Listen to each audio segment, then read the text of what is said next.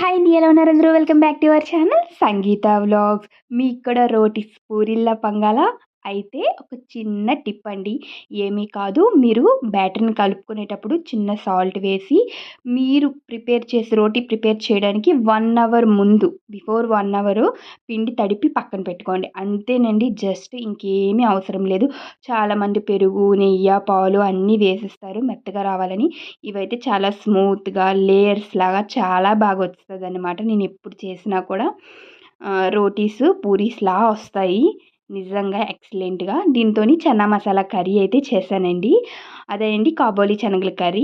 Next రోజు ఈరోజు గంధం అమావాస్య కదండి, అందుకని మామిడి పళ్ళు అయితే దేవుడికి పెద్దలకి చూపించాను. అదన్నమాట.